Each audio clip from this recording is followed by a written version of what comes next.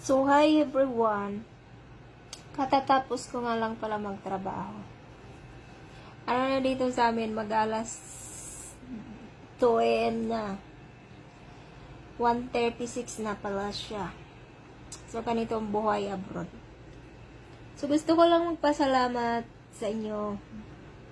Kahit puno ng panghuhusga, pero patuloy pa rin nyo akong pina-follow.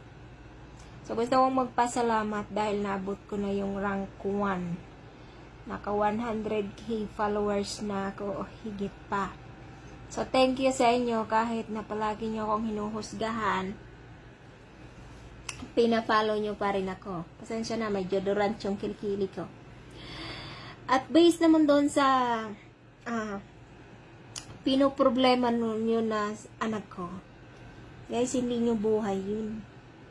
Buhay namin yung mag-ina. Bakit nyo pinoproblema yung anak ko? Yung anak ko masaya. Yung anak ko nakasuporta sa akin. Kasi yung anak ko, hindi naman kagaya sa inyo mag-isip. Na kapag yung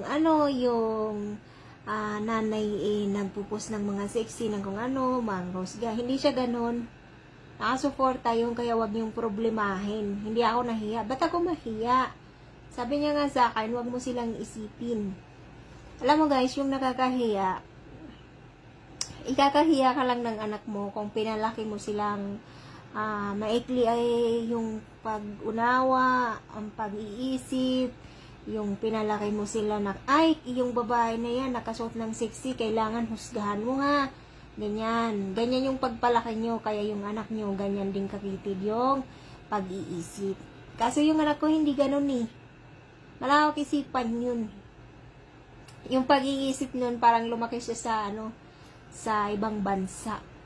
Hindi siya lumaki ng Pilipinas na yung pag-iisip niyan, makakita lang ng mga nagre-release dyan na husgahan niya na, no, hindi siya ganun. Alam niyo yung nakakahiya. Yung mga balot na nanay na piling mo banal, tapos iba-ibang lalaki yung inuuwi sa bahay. Yun yung nakakahiya. Pangalawa, iba-ibang lalaki yung nagiging jowa. Yun, nakakahiya talaga yun para sa anak. Pero kung kagaya lang sa aming mga nanay na nagpapasex lang dyan, walang nakakahiya dyan guys. Real talk, walang nakakahiya. Alam niyo, madumi lang yung isipan nyo. Tsaka, huwag nyo problemahin yung anak ko. Hindi nyo problema yung anak ko, okay? Masyado lang talaga kayong mapanghusga. Yun yung tinuro sa inyo ng parents nyo na maging makitid yung mga isipan nyo. Hindi siya diba? So may ibubulong ako sa inyo, makinig kayo dahil 100k followers na ako. Gusto lang